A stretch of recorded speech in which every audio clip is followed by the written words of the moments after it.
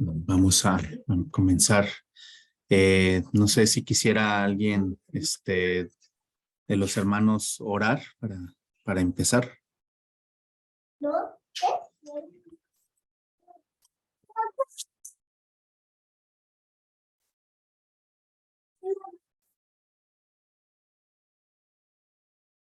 O no sé, bueno, si gustan, voy a orar yo para comenzar. Señor, te damos gracias porque nos permites estar en esta noche reunidos, Señor, buscando edificarnos mutuamente, Señor, pensando en los hijos que nos has dado, Padre, que son tuyos y que nos pides que los guiemos a los pies de Cristo, Padre. Pedimos que bendigas este tiempo para que se cumpla ese propósito que es, Padre, que ellos conozcan del Evangelio primeramente, Señor, y también buscamos desarrollarlos, Padre, formarlos en las mejores maneras conforme la que estamos aprendiendo, Señor, para que ellos puedan servir también a su prójimo, Padre. Gracias, Señor, por este tiempo. Lo ponemos en tus manos en el nombre de nuestro Señor Jesucristo. Amén. Adelante, hermano. Gracias, hermano. Aquí vamos.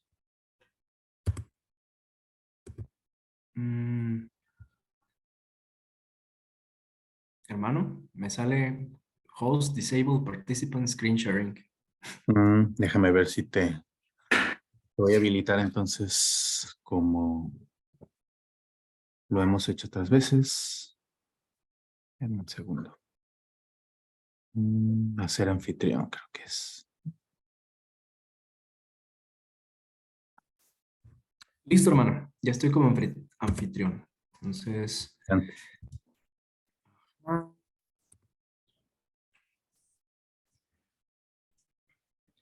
Hermanos, ¿ya pueden ver una pantalla de color azul? Así es. Excelente. Pues muy bien, hermanos, vamos a comenzar con la última lección de el quadrivium. Quiero primero confesarles algo, hermanos. Esta lección ha sido muy retadora para mí. Ha sido todo una aventura darme cuenta de lo poco que en realidad sabemos o yo sé en lo personal de astronomía, de música y por consecuencia también de matemáticas puras y duras. O sea, si con el trivium no sé, nos quedábamos con la incomodidad un poco de estar hablando de temas eh, muy lejanos a nuestra realidad en muchas ocasiones. Este tema y estos temas de verdad fueron un reto. Entonces voy a tratar de dar mi mejor esfuerzo, hermanos. Pretendo al menos transmitir el mensaje central de lo que los autores nos están dejando en este capítulo. Y sobre todo, yo creo que mi propósito principal va a ser, pues, tratar de, no sé, de inspirar esta búsqueda de continuar investigando en estos temas. Es algo fascinante, es algo amplio, es algo denso y es algo complicado, pero es muy, muy interesante y vale bastante la pena. Entonces, vamos a empezar. El quadrivium, astronomía y música. Se dice que la astronomía es la geometría o es más bien la matemática en el espacio y la música es la matemática en el tiempo. Entonces estas dos artes liberales van a coronar lo que serían la aritmética que ya vimos y también la geometría. El libro empieza introduciéndonos una idea acerca de la astronomía como aquel estudio, aquel arte que va a tratar acerca del espacio, del tiempo y de los cuerpos celestes. Quiero iniciar pues citando el Salmo 19:1-6 porque ciertamente hay incluso en la palabra de Dios pues referencias acerca de este estudio, de esta contemplación de lo que hay en el cielo, en la bóveda celeste. Y el Salmo 19 nos dice: los cielos cuentan la gloria de Dios y el firmamento anuncia la obra de sus manos. Un día emite palabra otro día y una noche a otra noche declara sabiduría. No hay lenguaje, ni palabras, ni es oída su voz. Por toda la tierra salió su voz y hasta el extremo del mundo sus palabras. Más que nunca, hermanos, me he dado cuenta que efectivamente los cielos cuentan esta gloria de Dios. Y hay algo muy interesante acerca, vamos a empezar con la astronomía, precisamente. Hay algo muy interesante acerca de la astronomía que el libro nos va a introducir, y es que la astronomía está permeada en toda la cultura popular. Es decir, vivimos en una cultura donde la astronomía pues es temática de todos los días. En realidad, la astronomía, el arte liberal de la astronomía o el estudio formal de la astronomía ha forjado en muchos sentidos el pensamiento moderno del hombre. Dicho de otras formas, nosotros estamos muy familiarizados con películas que hablan acerca de viajes estelares, con los nuevos telescopios que están saliendo, pero hay un aspecto muy importante acerca de la astronomía que a veces nos hace retirarnos de la conversación astronómica, y es el siguiente. Por lo regular, los promotores principales de astronomía en la actualidad son renombrados ateos. Por ejemplo, uno de la fotografía que aparece en pantalla, pues no sé si todos lo conozcan, pero es Carl Sagan. Él promovió hace algunas décadas un tipo de documental o de programa pues que se emitió en muchas cadenas televisivas que hablaba acerca del cosmos. Pero este hombre es un ateo militante, es decir, alguien que pues con toda conciencia y con toda intención lucha en contra del cristianismo. Uno de los puntos de este libro y de este capítulo en particular es hacer notar cómo es la educación clásica desde su perspectiva cristiana, coronada con estas artes liberales, la que precisamente fue de los catalizadores principales en la revolución científica que, pues, de forma tardía, ya en siglos más cercanos, nos llevó a los primeros viajes espaciales. Entonces, una idea que nos debe de quedar no tan clara, pero al menos debemos de familiarizarnos con ella, es que la astronomía nos pertenece a nosotros. La astronomía pertenece a científicos cristianos que, pues, deduciendo la creatividad encontrada en el universo, fueron capaces de lograr construir modelos matemáticos que posteriormente ayudaron a los viajes espaciales. La astronomía no pertenece a los ateos.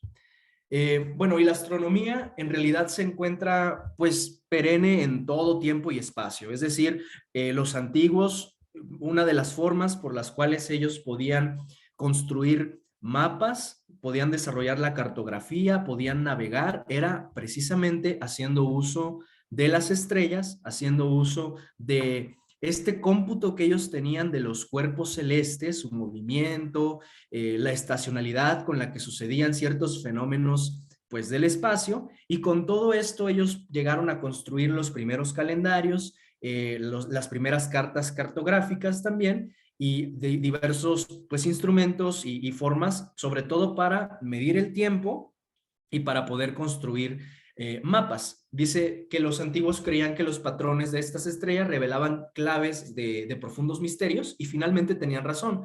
Sin embargo, cabe notar algo, que en la antigüedad pues había también todo este tema de la astrología como tal, que incluso la palabra de Dios nos habla de aquellos que consultan las estrellas, de los adivinos, etcétera. Pero pues esta ciencia, que aún no era ciencia como tal, pero esta observación, esta disciplina, estaba amalgamada en una serie de supersticiones también. O sea, había algunas creencias extrañas, como que la Tierra es un disco que está sostenido por elefantes que están sobre el lomo de una tortuga, etcétera.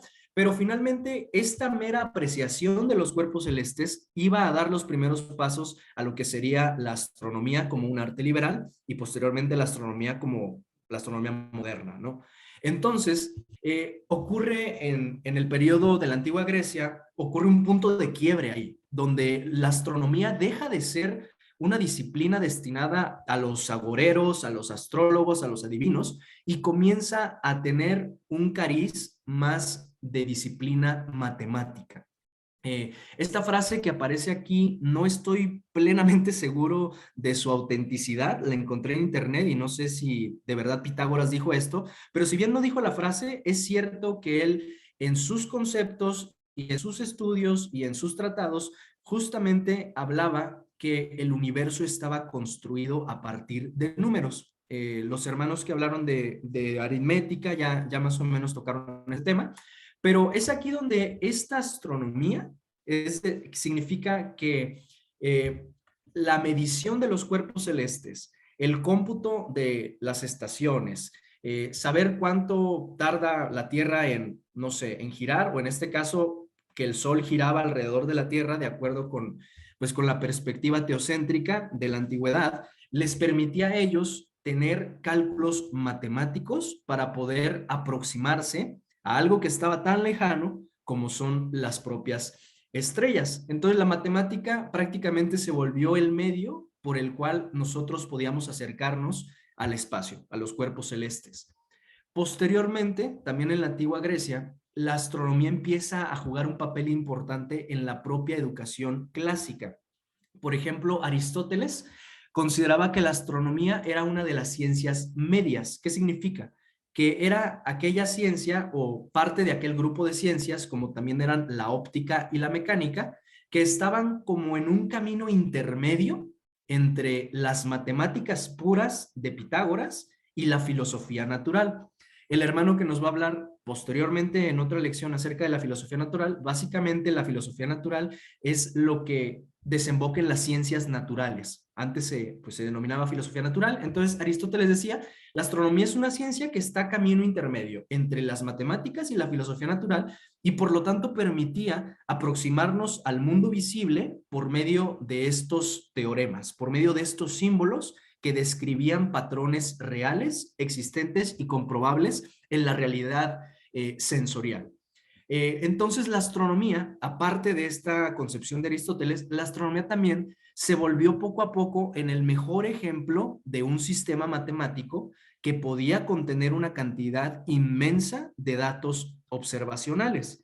¿Por qué decimos esto? Porque la astronomía, al querer aproximarse por medio de matemáticas a cuestiones tan lejanas como es el espacio, obviamente tenía esta capacidad de utilizar números cercanos al infinito, significa cantidades enormes que pues en cuestiones terrenales, en cuestiones de esta tierra, no íbamos a poder usar porque pues estamos más limitados.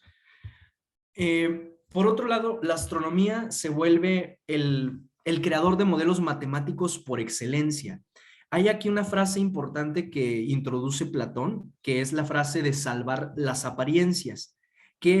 ¿Cómo se diría esto en otras palabras? Que el mejor astrónomo en esta época era aquel que podía crear el sistema de predicción más sofisticado para poder pues trazar o seguir con mayor precisión la trayectoria de los planetas. Ahí vemos en la imagen uno de los primeros modelos teocéntricos, geocéntricos. Esto significa que la Tierra era el punto de referencia alrededor del cual el resto de planetas giraba, incluidos el Sol y la Luna.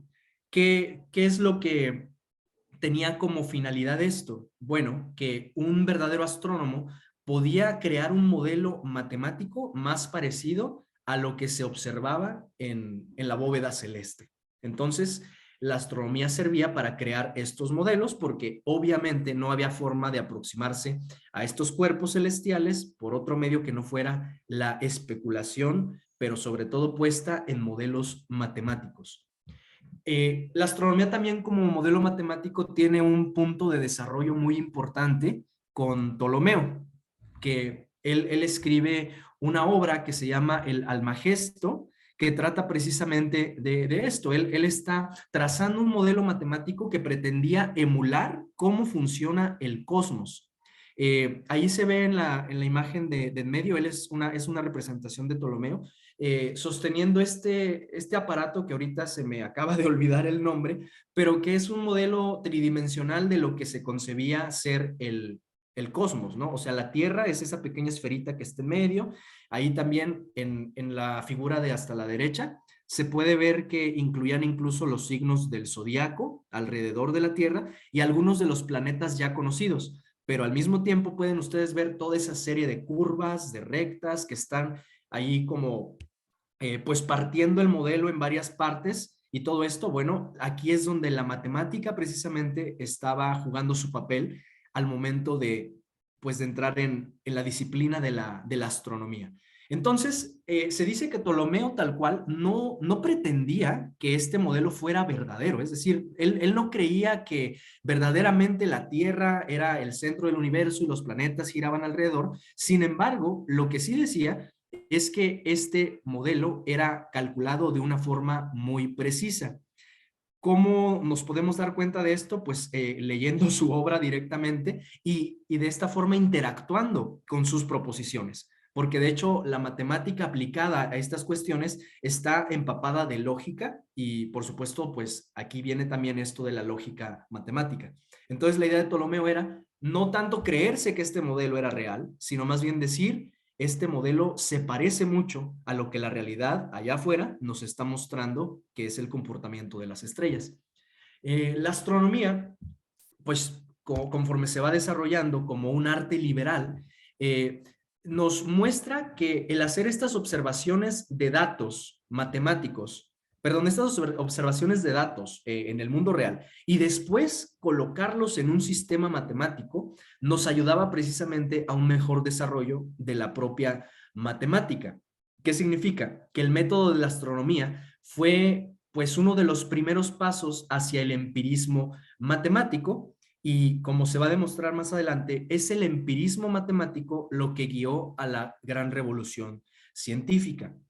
Actualmente tenemos disciplinas como el álgebra que trata o el cálculo que tratan acerca de modelos matemáticos que pretenden explicar patrones de la realidad. Bueno, esto tuvo su origen en tratar precisamente de aproximarnos a las estrellas, a los planetas, por medio de modelos matemáticos. Entonces la astronomía como un arte liberal es la mamá del empirismo matemático, que es el padre de la revolución científica. Aquí voy a meter un tema muy complejo, hermanos, pero creo que es necesario porque el libro lo trata y bueno, es como parte de sus principales puntos al momento de poner a la astronomía como esta arte liberal que ha traído tanta contribución al movimiento científico y tantos desarrollos en los siglos pasados. Y aquí hay un tema filosófico que se llama los universales, la controversia de los universales. Voy a tratar de explicarlo. Primero voy a tratar de explicarlo con esta viñeta y con esta viñeta y luego con la siguiente voy a tratar de aterrizar el tema a por qué estamos hablando de esto en esta lección de astronomía, ¿no? Bueno, ¿qué son los universales? Básicamente se decía que los universales son las ideas, los conceptos o las cosas. Por ejemplo, se habla acerca de la mesa. ¿Cuál es el punto? La mesa. Existe una mesa física, nosotros podemos ver una mesa, podemos saber cómo es una mesa, pero la pregunta de los universales nos dice, pero esa mesa está basada en una mesa, como decir, el dios de las mesas, como decir, la idea más perfecta de las mesas. Bueno, Platón, que es el filósofo realista ontológico por excelencia, decía que sí, o sea, que de hecho hay una idea general de mesa que tiene una existencia concreta y real. Es decir, en algún punto del universo hay como diciendo el arquetipo de las mesas, por no decir el dios de las mesas, pero es básicamente esa idea. Y él decía, sí, estos existen y tienen una existencia en el mundo real y la idea de la mesa existe como tiene sustancia y tiene materia y tiene esencia, ¿no? Bueno, su discípulo Aristóteles, que es un realista más moderado, dice, no, o sea, no hay tal cosa como un dios de las mesas, no hay tal cosa como una mesa arquetípica e ideal. Sin embargo, ciertamente, pues existe la idea de una mesa y esa idea, aunque no tiene sustancia y no tiene una esencia, pues es real. O sea, hay verdaderamente un concepto de mesa que aplica a todas las mesas existentes.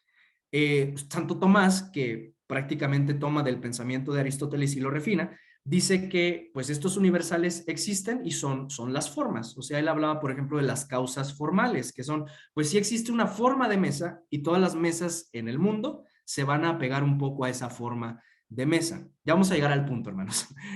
En la época también del escolasticismo de Santo Tomás, hay otro personaje que se llama Guillermo de Ockham, y él proponía una idea bastante innovadora para su época, pero que ha traído pues como prácticamente la mayor parte del pensamiento científico posterior va un poco más por esta vertiente. Y él decía, los universales no existen, son nombres. O sea, no existe una mesa arquetípica, no existe el dios de las mesas, no existe la idea perfecta e ideal de mesa, son simplemente nombres. Significa que la mesa se llama mesa porque alguien le quiso poner mesa, pero no hay como tal una calidad de mesa. ¿Cuál es el punto con todo esto? Voy a mostrarles, espero que haya quedado más o menos claro, hermanos. Si no quedó claro, al final les puedo pasar material que lo explica de forma más sencilla tal vez. El punto de esto es que tenemos pues como dos corrientes, ¿no? Uno que dice, estos conceptos y estas ideas existen realmente, que es el realismo, y el otro que dice, no existen realmente, pero tienen ese nombre porque alguien se lo puso, que es el nominalismo. ¿Cómo aterrizamos al tema de la astronomía? Bueno, al inicio del libro, los autores nos muestran dos frases. La primera la voy a leer, la que está arriba, y ustedes van a notar más o menos a qué se parece. Y es una frase de Osiander que está pues introduciendo, está en el prefacio del libro de Copérnico, que es un libro acerca precisamente de astronomía, y dice, en cuanto a las hipótesis, que nadie espere nada seguro de la astronomía, ya que la astronomía no puede ofrecernos nada seguro. ¿Qué está diciendo? La astronomía, mira, sí funcionan los modelos matemáticos, sí es cierto que puedes tú calcular pues estas trayectorias elípticas, circulares, que puedes más o menos, pues no sé, computar el tiempo que tarda una estrella en ir de un lugar a otro, etcétera. Sin embargo, esto no tiene relevancia en el mundo real, es decir, que pues es mero nominalismo. No hay ninguna aplicación verdadera en este mundo terrenal, concreto, donde las ideas y las cuestiones que no se pueden pues tocar, que no se pueden palpar, pues no van a tener ninguna relevancia. Él decía, la astronomía no puede ofrecernos nada seguro. Por otro lado, voy a leer la cita de Isaac Newton y dice, en filosofía experimental debemos considerar las proposiciones inferidas por inducción general a partir de fenómenos como exactas o muy cercanas a la verdad. Lo que Newton está diciendo es, si nosotros comprobamos matemáticamente estas relaciones que existen allá afuera, por ejemplo, en el caso de los astros, estas debemos tomarlas como una inducción a que son fenómenos que representan de forma exacta o muy cercana la realidad palpable. Él estaba trayendo de vuelta ese realismo en el cual ciertamente los modelos matemáticos se podían corresponder con cuestiones reales. ¿Y cuál es el punto? Que precisamente, de acuerdo con este pensamiento y con esta línea de pensamiento de Isaac Newton, al utilizar posteriormente proposiciones matemáticas que supuestamente no tenían por qué tener una relación directa en el mundo real, pues esto hizo capaz la revolución científica, donde efectivamente, pues fruto de esta revolución científica es que nosotros podamos, bueno, que la humanidad haya pues superado esa barrera del espacio. Dice también el libro, parte de sus puntos principales y fuertes es precisamente que la astronomía pues juega un papel en esto, y voy a leer aquí una porción. Dice, aunque el de Revolutionibus de Copérnico tenía un prefacio nominalista redactado por su editor, que es el que leímos hace rato, la primera frase, el propio Copérnico creía realmente que el sistema solar era heliocéntrico. Los planetas, incluida la Tierra, orbitaban realmente alrededor del Sol. Y bueno, esta idea era verdaderamente revolucionaria para su tiempo, porque él estaba diciendo, mi sistema matemático que estoy calculando verdaderamente tiene una repercusión en esta realidad externa. El Sol es el centro y estos planetas están orbitando de forma real alrededor de él. Esto era revolucionario y ahorita vamos a ver de dónde parte esta idea en realidad y por qué es tan relevante para el punto del libro. Aparte de esto, hablamos, no sé si han escuchado la historia de Galileo, que supuestamente es condenado pues por un tribunal eclesiástico precisamente por traer estas ideas innovadoras y revolucionarias para su tiempo, y muchas veces esto pues no sé, se toma como estandarte en contra de, pues de la religión y de cómo la religión persigue la ciencia. Lo contrario es verdad. Dice aquí que cuando Galileo enseñó estos textos de Copérnico, enseñar el copernicanismo como una verdad y no como una hipótesis. Significa que si él hubiera dicho, pues esto es una hipótesis más, como lo era la de Ptolomeo, como era las de Pitágoras, etcétera, no hubiera habido ningún problema. Aquí el tema fue que Galileo verdaderamente creía que estas relaciones matemáticas correspondían a la realidad. Él creía que los modelos hablaban de algo cierto. Y esto fue, en realidad, lo que lo llevó a ser juzgado. La astronomía, por lo tanto, se vuelve un catalizador de la revolución científica, pero como decíamos en la introducción, no de mano de aquellos que tendían pues al nominalismo, a decir, ¿sabes qué? Hay una desconexión entre los conceptos, los modelos matemáticos y la realidad. No, fue más bien el realismo matemático de personas creyentes como Kepler y como Galileo, una de estas principales aportaciones que el cristianismo dio al quadrivium. ¿Y por qué el cristianismo? Voy a leer esto. Porque estos cristianos, estos creyentes en un Dios creativo, en un Dios que tiene control de las cosas, de la realidad, de las estrellas, a diferencia de los platonistas, de los griegos que veían una realidad pues fragmentada, ellos creían que estas matemáticas verdaderamente tenían que predecir algo que fuera cierto en la realidad física. Entonces Kepler, Galileo y Newton creían que sus cálculos representaban verdaderamente cómo era el mundo. Y este librito que aparece aquí, la imagen, que es un libro de Johannes Kepler, se llama precisamente Pensando a partir de los pensamientos de Dios. Y es precisamente acerca de esta comprensibilidad del cosmos de acuerdo con modelos matemáticos que lo emulan y que tratan de explicarlo. Los cristianos fueron entonces estos precursores en la revolución científica por cuanto creían que verdaderamente había reglas matemáticas que operaban en el universo y que le daban un significado. Y que por lo tanto, si nosotros podíamos aproximarnos a estos modelos matemáticos, podíamos construirlos, ciertamente estos eran aplicados en la esfera de la realidad.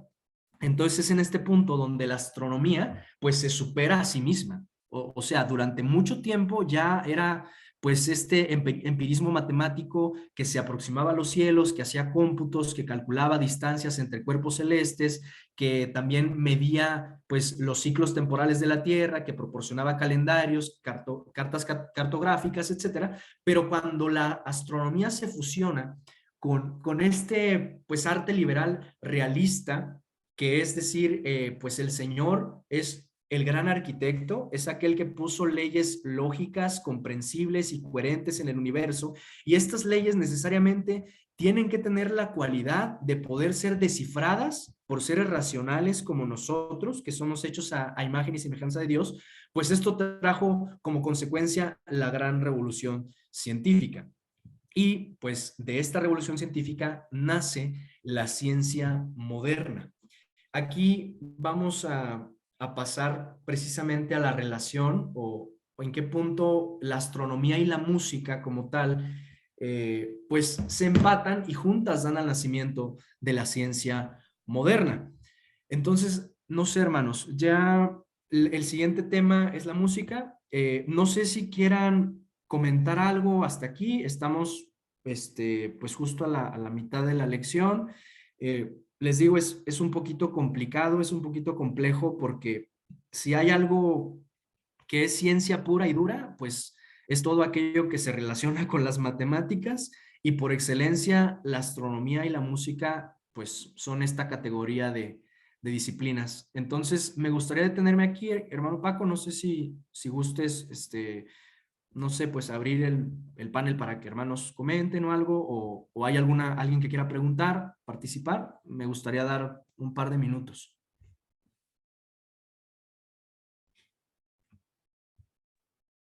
Pues no sé, hermanos, adelante. ¿Quién tiene algún comentario o alguna duda?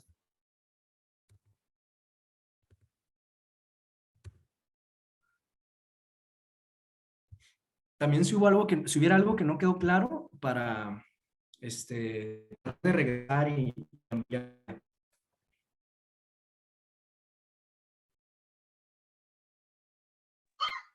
No, ninguna pregunta, hermano. Es mucha información, hay que digerirla. Hay que digerirla.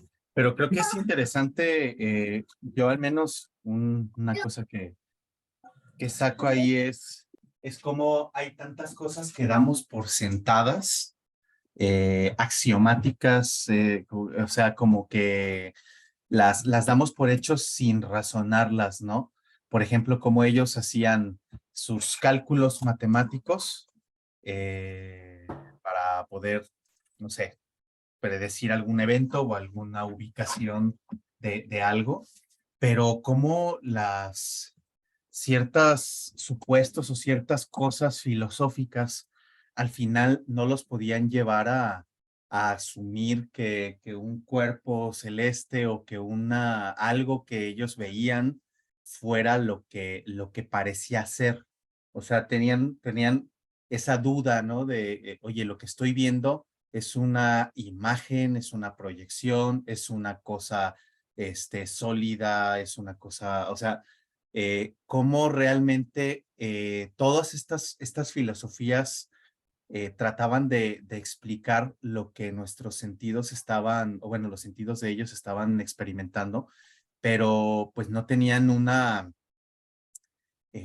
postura clara y había muchas explicaciones y al escuchar esas explicaciones, que creo que ahorita obviamente no es el objeto de esto, pero tenían más o menos argumentos para decir tal o cual cosa, pero justo cuando esta astrología, eh, hay algunas pruebas, hay algunos modelos que demuestran hasta cierto punto su veracidad en la realidad, es entonces que vemos que estamos en un cosmos que es predecible, es decir, que tiene leyes, o sea, cosas que hoy damos por sentado en un libro y que nuestros niños quizás lo pueden aprender y memorizar, pero cómo tiene muchos supuestos, muchas cosas que estamos asumiendo y al final la más importante de todas y que por eso la escritura, el rey David en los Salmos decía,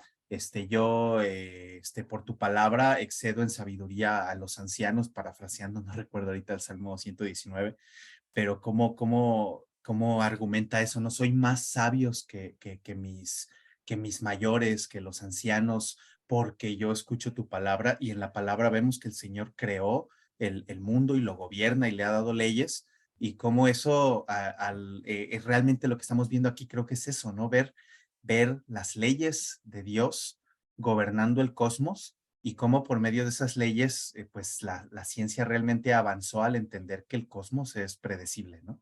Creo que es así como tratando de parafrasear y agrupar lo que acabas de comentar, ¿no? Muchas gracias, hermano.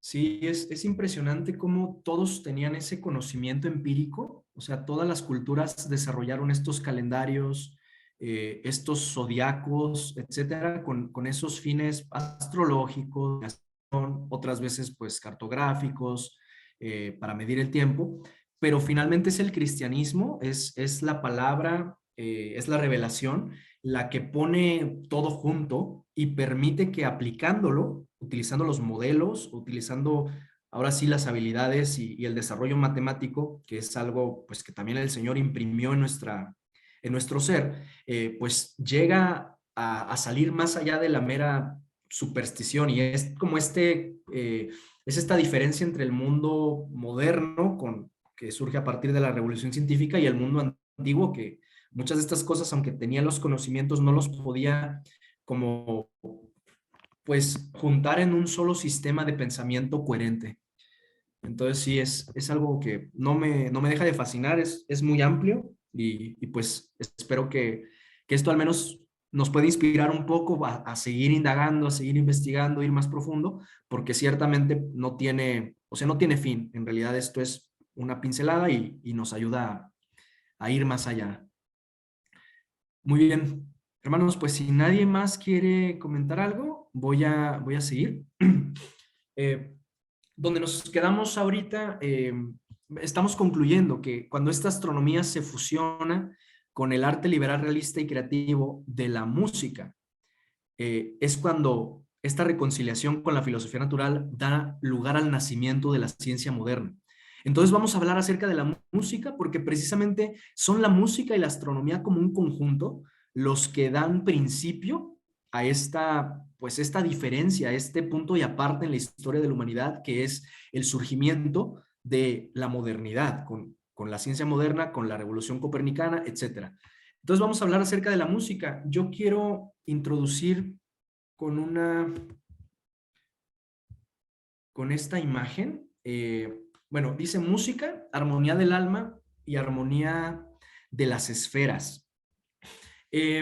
Para introducir el tema de la música, me gustaría hablar acerca de un libro de Tolkien, que no sé si todos los presentes han escuchado de él o algunos han tenido la oportunidad de leerlo. Este libro se llama El Silmarillion. Es una de las obras más últimas de Tolkien. Sin embargo, constituye, por así decirlo, su imaginario personal de la creación del mundo, de acuerdo con una mitología que pues él mismo creó.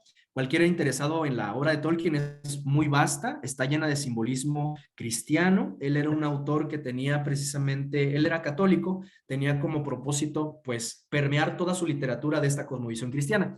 Pero ¿cuál es mi punto? En este libro, en uno de los principales cantos, porque el libro se divide en cantos, se habla acerca de la creación del mundo y esta se relata como una gran orquesta que es dirigida por lo que sería en el imaginario de Tolkien, pues el dios creador. Y bueno, aquí les dejé un fragmento precisamente de este relato. No lo pienso leer, pero va a quedar aquí para que lo puedan leer. Y lo que está expresándonos es cómo esta creación del mundo se componía por medio de innumerables melodías alternadas y entretejidas en una armonía que iba más allá del oído hasta las profundidades y las alturas. O sea, la creación del mundo estaba compuesto por música que en un conjunto, haciendo esta armonía precisamente, daban el ser a todas las cosas creadas. Es muy impresionante el relato, yo se lo recomiendo que lo puedan leer con calma después, pero me gusta esta imagen para poder introducir el punto de la música desde la perspectiva de las artes liberales, porque esta música, precisamente como se menciona aquí en el subtítulo, habla de la armonía del alma y la armonía de las esferas. Quiero decirles algo un poco sorprendente y espero que no sea chocante para algunos, pero aquí en este tema de la música hay como o sea, esto se puede permear fácilmente con cuestiones hasta un poco esotéricas. Y lo digo solamente para que no se sorprendan si investigando más acerca del quadrivium de pronto se encuentran con cuestiones cabalísticas o con cuestiones de la numerología, etcétera. Simplemente quiero decir algo, o sea, los antiguos tenían esta concepción de que el mundo tenía armonías internas y obviamente, pues algunos llevados por la revelación llevan a un desarrollo mayor de la música, etcétera, pero otros también empiezan a ver cuestiones de numerología, de cábala, etcétera, que pues al día de hoy todavía existen, ¿no? Entonces lo digo solo para que cuando ustedes investiguen y se metan a estos asuntos, no se sorprendan si hay algunas connotaciones de pronto un poco, pues, medio ocultistas, ¿no? O sea, no los quiero asustar, solo les digo que aquí se pueden permear muchas cosas porque la música, como se concibe en las artes liberales, habla acerca de estas armonías que se encuentran en el orden creado. ¿Cuál es la relevancia de esta música desde la perspectiva que la estamos mirando? Bueno, en primer lugar, que pues lo que estábamos diciendo hace un momento, que a la par con la astronomía, es esta música la que conduce a la humanidad, o al menos al occidente, a la gran revolución científica. La música, como se está, en los términos en los cuales la vamos a abordar aquí, fue también uno de los catalizadores de esta gran revolución científica. Segundo lugar, bueno, que esta música es aquel arte que nos permite llevar a esa búsqueda de la armonía metafísica como un fin último. Es prácticamente decir que la música desde este punto de vista nos ayuda a ver cómo en verdad, y lo digo categóricamente, en verdad el mundo está lleno de armonía. Y esta armonía, para nosotros que somos creyentes y entendemos la creación de Dios como el producto de una mente súper sapiencial, lleno de sabiduría, omnisciente, pues vemos esta armonía que es nada más y nada menos que el fin lógico de que un Dios creativo y sabio haya puesto su mano impresa en el orden creado que él hizo. Y en tercer lugar, yo creo que este conocimiento musical pues es la culminación del asombro. O sea, aquí sí hay para asombrarse en cada aspecto, que yo creo que es imposible no dejar de asombrarnos porque está lleno de detalles, lleno de pequeñas cuestiones que llevan a más y más asombro. Entonces, la música, a la par de la astronomía, son considerados los pináculos del cuadrivio. ¿Cuál es su relevancia actual? De hecho, tiene bastante relevancia. Uno de los principales teoremas que hay en este aspecto de la música es que precisamente las cosas visibles están constituidos de cosas invisibles. Y esto tiene un sentido que aquí yo también no me quiero meter porque son temas demasiado elevados para mí que no llego a comprender siquiera, pero tiene un punto aquí con la física cuántica. Y quiero leer esta cita que traje del libro. Dice, la física moderna se ha decantado definitivamente a favor de Platón. De hecho, las unidades más pequeñas de la materia no son objetos físicos en el sentido ordinario. Son formas e ideas que solo pueden expresarse sin ambigüedad en lenguaje matemático. Aquí viene también el tema de las partículas, de los átomos, de los infinitesimales, etcétera. Hay un montón de cuestiones aquí que son relevantes a pues campos de estudio de los cuales estoy un poquito alejado y creo que vale la pena examinar, pero también mirar con cierto respeto. ¿Qué es la música en realidad? O sea, vamos a partir de una definición matemática porque la música la estamos tratando desde las matemáticas. Y se dice que cada vez que dos cantidades eran entendidas dentro de una relación proporcional, la descripción de esta relación sería considerada parte del arte liberal de la música. Dicho de otras palabras, la música, en este sentido, estaba tratando de mirar esas relaciones proporcionales y armónicas entre cualquier tipo de cantidades o de ya sea seres, objetos en el mundo real. Entonces la música estaba en búsqueda de estas proporciones, en búsqueda de esta armonía, que a veces lo podemos, cuando hablamos de armonía, podemos pensar únicamente en el aspecto estético de las cosas, en la belleza, pero va más allá de eso y ahorita nos vamos a dar cuenta. Aquí les paso una cita de Filólalo, que era un pitagoriano, y dice, la naturaleza en el cosmos se compone armoniosamente de lo limitado y lo ilimitado, tanto en el cosmos entero como en todo lo que hay en él. Él veía esta armonía en el cosmos y decía, esta armonía está compuesta de cosas limitadas, pero también de cosas ilimitadas. Y en este ir y venir entre lo limitado y lo ilimitado, pues hay toda una orquesta de conceptos, de objetos, de sujetos, de personas, de astros, etcétera. Y todo esto tiene una armonía única y coherente que funciona dentro, pues, de un gran sistema. Uno de los creadores del cálculo, que es Gottfried Leibniz, dice, la música es el gozo que encuentra el alma en el ejercicio aritmético inconsciente, en el que la mente no sabe que calcula.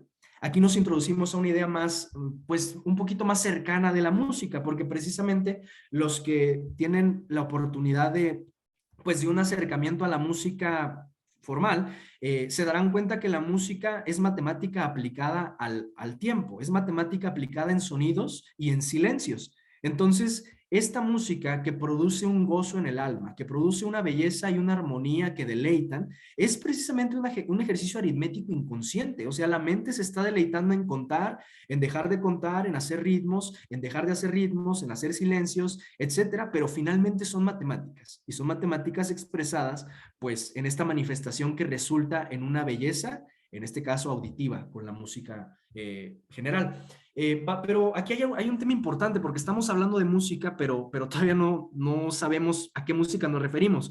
Y quiero decir algo bien fundamental, que la música que conocemos actualmente como música constituía solamente una de las tres partes de lo que era la música en el sentido de las artes liberales. Boecio, que fue un filósofo de la Edad Media, bueno, de la Edad Media temprana, que era un romano, escribió un libro que se llamaba De Institutione Musica, y ahí dividía la música en tres categorías. Decía, está la música instrumentalis, que es lo que propiamente conocemos en la actualidad como música, que es la ejecución y el dominio de un instrumento musical o del canto como instrumento y de la teoría musical, etcétera. Estaba la música humana, que nos habla de las proporciones matemáticas entre la persona y la sociedad humana, y estaba la música mundana, que esto no tiene nada que ver con la música mundana como la entendemos, es la proporciones matemáticas en el mundo. O sea, esta observaba una cascada, el cantar de un ruiseñor, el caer de una hoja, todo esto en esas proporciones matemáticas que le conferían esa belleza única. Entonces, lo que conocemos como música, pues sería, propiamente dicho, según la definición de Boecio, la música instrumentalis, que es este dominio de un instrumento musical. Y aquí hay un tema bien interesante, hermanos, porque a Boecio yo estuve como tratando de leer algunas de sus postulados, etcétera, y muchos lo critican como que él despreciaba a los músicos artesanos, o sea, a los que tañían un arpa, un instrumento, porque él creía que era como un trabajo manual y pues por todo este asunto neoplatonista de que las cosas manuales son inferiores a las cosas de la mente, pues tenía como un sesgo, ¿no? Pero la verdad no estoy seguro, hermanos, es cuestión de que cada quien investigue. Lo que sí es muy cierto es que estas personas, estos filósofos de la Edad Media, de la época clásica también, del Renacimiento, que veían la música y veían al que interpretaba un instrumento, para ellos era semejante como decir, el músico verdadero, es decir, el músico filósofo, el que está moviéndose en estas tres esferas de música, es como el arquitecto.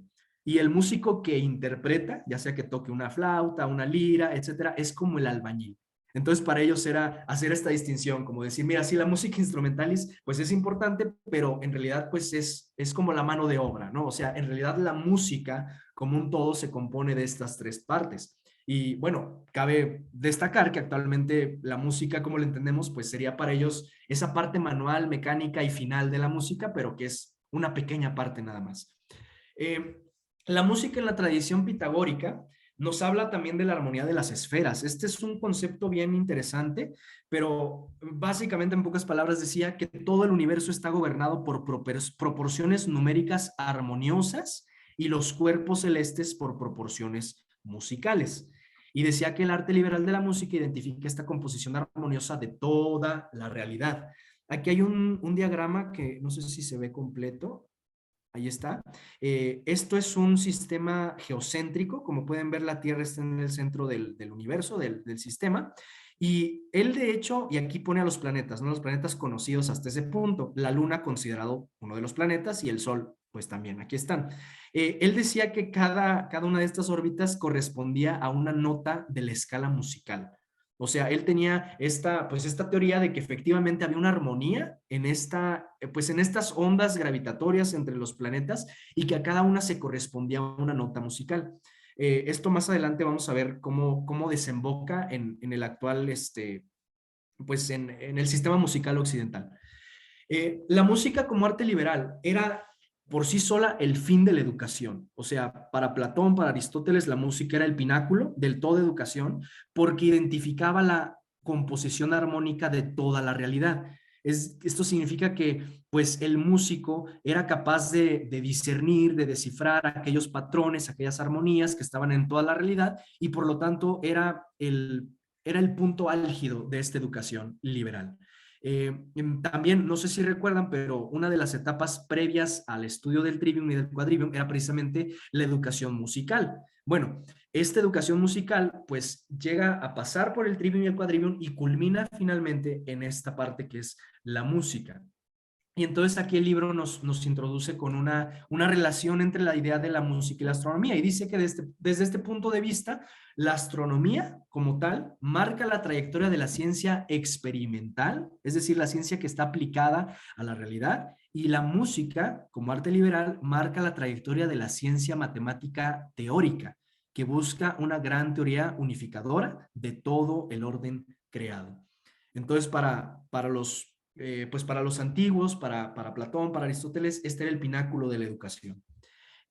Voy a poner unas cosas bien interesantes, hermanos, que espero que cada quien también indague por su cuenta porque está muy, muy, muy interesante. Pero la música como matemáticas en el tiempo es el modelo perfecto para visualizar esta armonía en el mundo. Los que son músicos, algunos pues supongo que están familiarizados con este diagrama de la derecha, que es el círculo de quintas, pero cuando se ponen, es básicamente un diagrama que te permite encontrar equivalencias y correlaciones entre las diferentes notas las notas musicales, ¿no? El do, re, mi, fa, sol, la, si. Entonces, cuando ustedes se dan cuenta de las matemáticas que hay entre una nota y la otra, se sorprenden. O sea, en realidad, cada una de estas partículas sonoras tiene vibraciones distintas, pero que son correlacionales con otras y que juntas proporcionan una armonía. De hecho, por ejemplo, cuando suena una nota musical, esta nota tiene pequeñas notas internas que se llaman armónicos y que estas notas son otras notas que por sí solas forman esta nota grande. O sea, hay como toda una teoría musical que permite encontrar armonía en lo que propiamente dicho son oscilaciones, son ondas. O sea, esta cuestión de la música, los sonidos son ondas finalmente, y hay un aspecto muy científico en él. Aquí en la imagen de la izquierda, pues aquí es un diagrama un poquito hasta medio, no sé, les digo, aquí hay cuestiones zodiacales, hay cuestiones con los meses del año, también está concatenado el círculo de quintas, los números romanos del reloj, o sea, como que todo está relacionado y pues obviamente hay muchos teóricos, muchos filósofos, muchos matemáticos que tienen obras extensas que se tratan precisamente de mostrar estos modelos matemáticos en la música y cómo representan realidades armoniosas aplicables pues al mundo.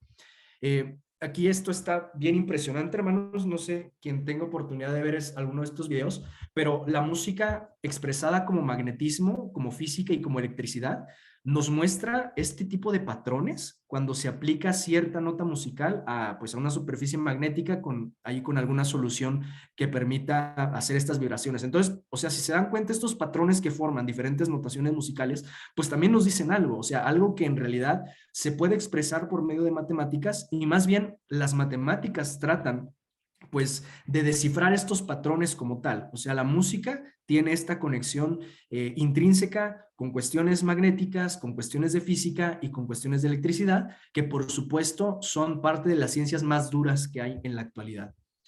La música juega un papel en la revolución científica, como se decía anteriormente. Kepler, por ejemplo, que es uno de estos que propugnaron por los nuevos modelos matemáticos respecto a los astros, él creía que Dios era el gran artesano y que al tener en mente el crear un mundo, no solamente quería que el mundo funcionara, sino que también el mundo fuera bello. Y esto también, pues, por supuesto, le daba esta armonía al mundo, al orden creado, a todas las cosas. Y pues finalmente, o sea, volvemos al punto del apartado anterior, o sea, tanto Kepler como Newton, cristianos creyentes, sostenían que estos principios matemáticos y proporcionalidades que se encontraban en el mundo reflejaban relaciones, y aquí traigo los conceptos que intenté explicar hace rato, relaciones reales, es decir, realistas, y no solamente nominales. Ellos podían ver una realidad que era capaz de ser dominada por el hombre a través de modelos matemáticos y finalmente poner pues a disposición de toda serie de desarrollos científicos y tecnológicos. Hay una cosa súper interesante, hermanos, acerca de la música, cómo esta pues moldea el pensamiento occidental. No sé si ustedes saben cómo se llama este signo de aquí. Es algo muy curioso, pero es el signo, o sea, esta es la clave de sol. Y precisamente este es un pentagrama.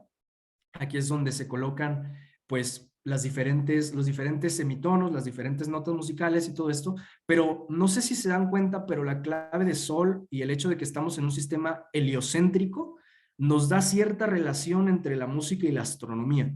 No quiero desarrollar el punto porque es bastante complejo, pero ciertamente hay una relación que es entendida pues por los estudiosos de la música, por los estudiosos de la física, de la astronomía, etcétera. Entonces, finalmente, si hay algo, esto quiero que se queden con esta idea, pero si hay alguna característica que diferencia la música occidental de la música en otras latitudes, es precisamente nuestra notación musical y esta preponderancia de la clave de sol y pues de nuestras octavas, etcétera. O sea, esto por sí solo es uno de los principales aportes de la cultura occidental en el mundo y es algo que no hubiera sido posible si no hubiera cristianos detrás de esto, como Johann Sebastian Bach, que es uno de los que precisamente desarrolla más el tema del contrapunto, de los acordes, de estas notaciones musicales y hace teoría musical. Sin estas personas que eran creyentes en un Dios de armonía y en un Dios de orden, el sistema de notación musical occidental no hubiera podido existir. Entonces pues lo dejo ahí un poquito como para investigar posteriormente. Ya quiero terminar, hermanos. Espérenme un poquito, ya estamos a 2 diapositivas escasamente.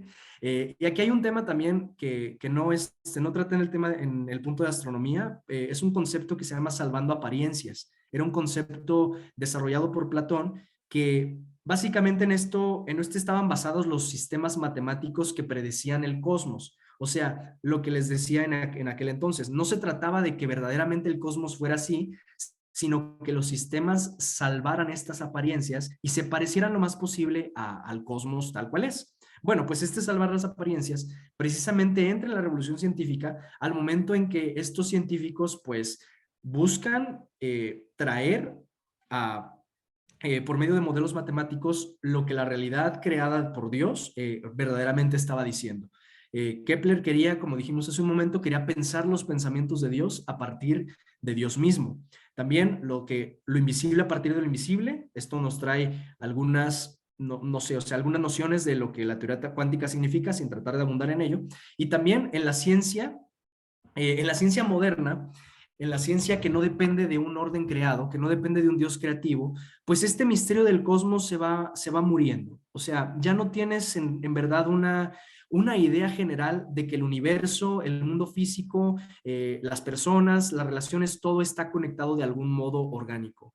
Estamos viviendo en un mundo que científicamente pues está compartimentado, está seccionado, nada tiene relación porque nada proviene de una causa última y final que es pues el Dios Todopoderoso. Entonces, parte de redescubrir estos desarrollos que hicieron los antiguos nos ayuda también a aproximarnos a la ciencia, pero con unos lentes correctos, de decir, todo tiene relación. Y la música y la astronomía están relacionados con las matemáticas y las matemáticas nos ayudan a conocer la realidad, etcétera, porque Dios puso esta realidad y la hizo descifrable para la mente racional.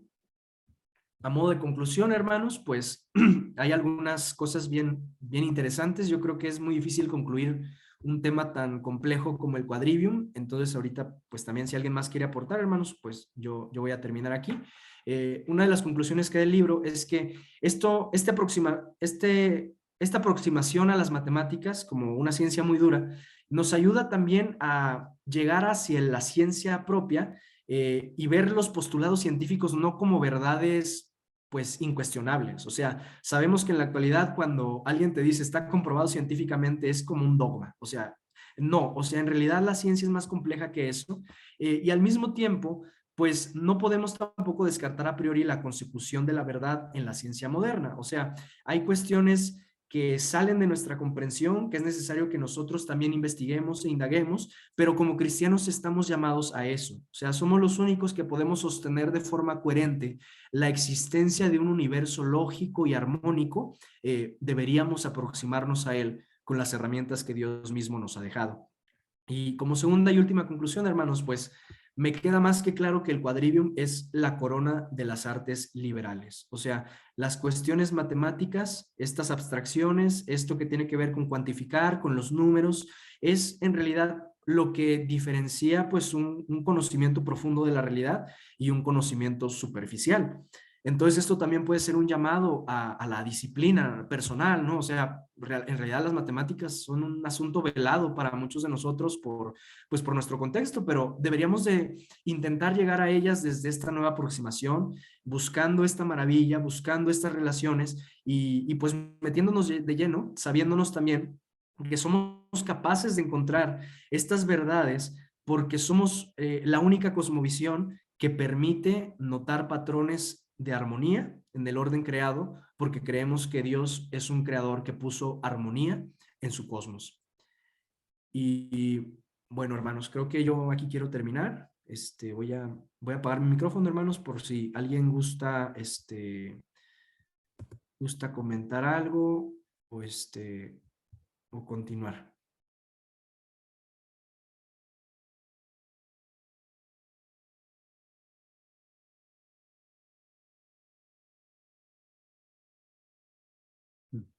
Ya está por ahí el hermano Fernando, no sé, hermano, si alcanzaste a escuchar la mayoría del contenido, quieras comentar algo, o cualquier otro hermano, no sé.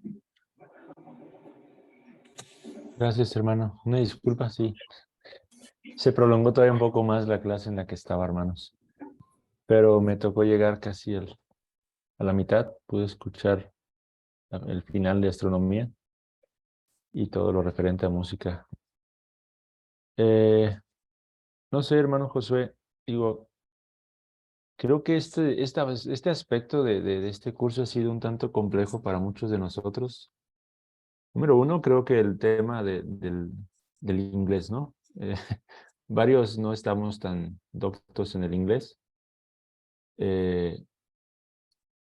Número dos, porque estos temas abordan algunas palabras que aún en español nos son no familiares, ¿no? Entonces, creo que eso ha hecho un poco complejo este aspecto de este curso.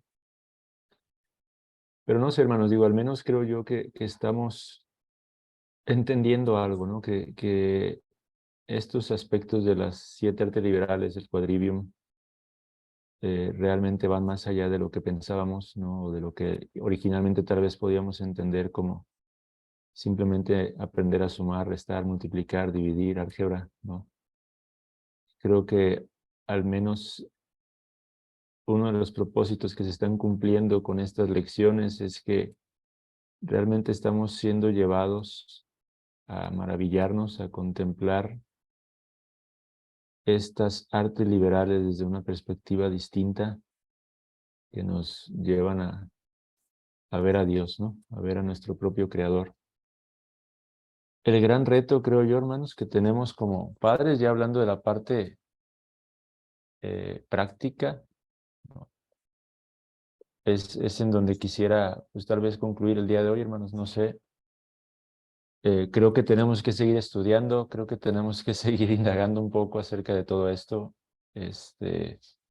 entendiendo mejor, leyendo más al respecto, y eso nos va a tomar todavía un proceso, ¿no? Pero aterrizándolo, hermanos, a la parte práctica,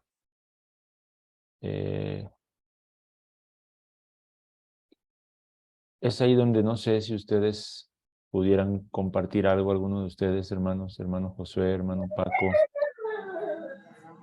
¿cómo es que podemos ir discerniendo? Obviamente, ¿qué quiero decir? Es decir, nosotros vamos a estar muy limitados, ¿no? Como para ofrecerles cierto conocimiento a nuestros hijos en ese sentido. O sea, al ver esto, o sea, escuchar ahorita al hermano José tantas cosas que comentó que yo ignoro de música, sobre todo ahorita que escuchaba, ¿no? Pudiera llegar a haber tal vez un sentimiento de frustración y yo cómo voy a llevar a mis hijos a través de este camino, cómo voy a enseñarle estas cosas que ni siquiera yo conozco, ¿no? Ese es el punto, hermanos, o esa es la parte en la que no sé si ustedes pueden comentar algo, hermano Josué, sobre todo al respecto, viéndolo ya desde esta perspectiva en la que entendemos nuestras muchas limitantes, ¿cuál es el camino a través del cual como papás, como hermanos, como cristianos que estamos queriendo estudiar poco a poco, podríamos conducir a nuestros hijos, ¿no?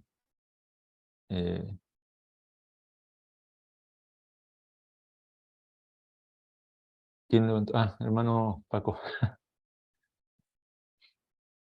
Por ahí estábamos platicando justo de esto también un poco con Aida en su momento, la clase pasada, justo tratando de... Yo creo que estamos haciendo, y de hecho la clase pasada por ahí hacía un énfasis un poco en cómo lo que nos ha hecho falta o alguna diferencia contra lo que hacemos actualmente no está tanto en el qué, sino en el cómo. Pero por otro lado, ella me decía que también no fuéramos a caer en un, ¿cómo decirlo?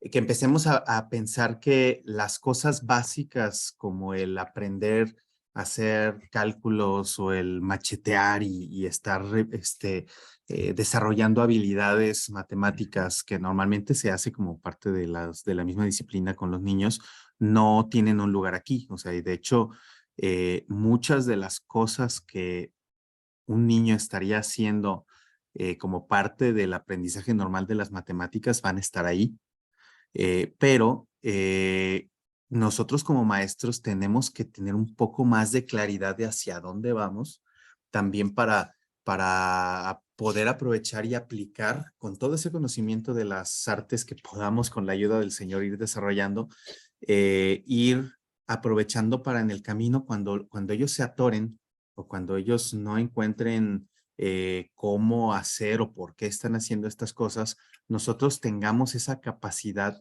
de aplicar los principios pedagógicos, de poder hacer que tengan actividades que involucren todo su cuerpo, todo su ser, que puedan repetir, que puedan hallar gracia en algo de lo que están haciendo, ponerles ejemplos, usar la dialéctica, todo esto que hemos estado hablando para poderlos trabar de ese ciclo de que a veces simplemente están repitiendo una operación y esto por qué, y que podamos llevarlos a algo más tangible, a un ejemplo, pero que al final nosotros mismos sepamos que en última instancia no es un aprendizaje monótono, no es un aprendizaje que simplemente es por cumplir un contenido, o porque estemos rascándole para ver, mira, hijo, es que esto, si te dedicas a tal cosa puede servirte, sino más bien ver que pues esto tiene dos fines, creo que lo mencionaba el libro tal cual.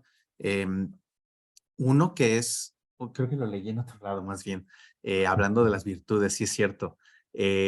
Habla de cómo la virtud principal, de las virtudes clásicas, lo habla como la sabiduría, pero nosotros lo teníamos la traducción, creo que es templanza, no. Bueno, sabiduría. Y cómo la sabiduría gobernaría a las demás, porque justamente es como la razón es formada e informada por la verdad.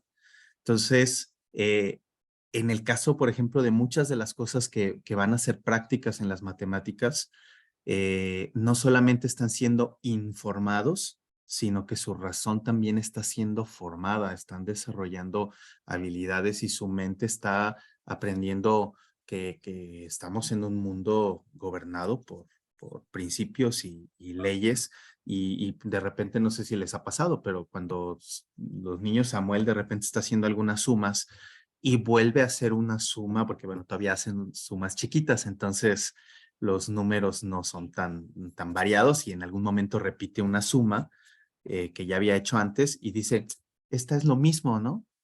Incluso ese descubrimiento, ¿no? De que si vuelves a sumar los mismos números, te vuelve a dar lo mismo.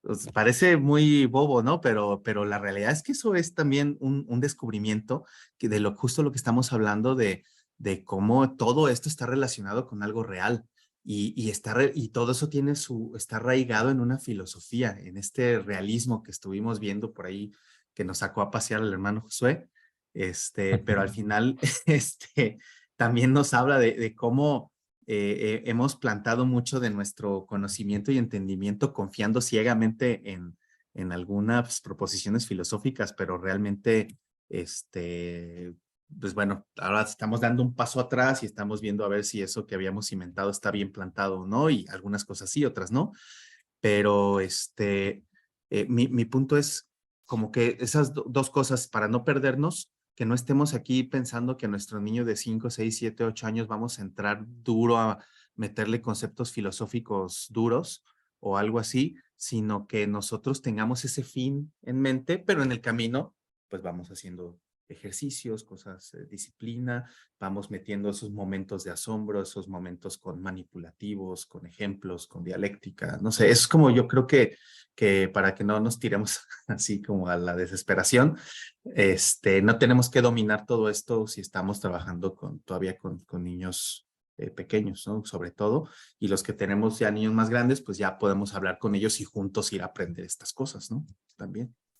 Exacto. Por ahí iba la intención de la pregunta, hermanos, para que pudiera asentarse eso en nuestros corazones. Digo, de pronto a lo mejor podemos empezar a leer todo esto o escuchar todo esto y abrumarnos, ¿no? En un sentido de, pero yo cómo voy a hacerle para explicar todo esto si ni siquiera lo entiendo, en qué momento voy a poder estudiar y profundizar en estas cosas, que digo, no descartemos, ¿no? El seguir estudiando, digo, estamos en ese proceso, por eso esta es la intención de este esfuerzo que estamos haciendo juntos, ir estudiando, ¿no? Lo que estamos haciendo ahorita es seguir conociendo la pedagogía, seguir conociendo los principios, ¿no? Todo esto obviamente tiene todavía una gran oportunidad para profundizar, conocer y conocer, y algunos tal vez podrán tener el tiempo, la disposición de seguir estudiando y leyendo acerca de todo esto que es tan impresionante, tan interesante, ¿no? Pero al final, por eso era mi pregunta, comentario, o sea, para tratar de que pensemos entre todos que al final estamos al menos recibiendo ciertas bases para que no veamos para que cambie nuestra mentalidad respecto de cómo veíamos antes la enseñanza, la educación, las matemáticas, ahora en este caso, y que eso nos ayude a poder dirigir a nuestros hijos hacia el asombro. Al menos ya ahora nosotros sabemos que hay algo más allá, ¿no? Que hay una profundidad todavía que no habíamos visto, ¿no? En estos aspectos. Y creo que eso nos va a ayudar. Digo, yo estaba ahorita revisando, he traducido algunas partes del libro cuando me cuesta trabajo entenderle, ¿no? Y creo que al final, en la conclusión de esta sección del Quadrivium, mencionaban algo al respecto, ¿no?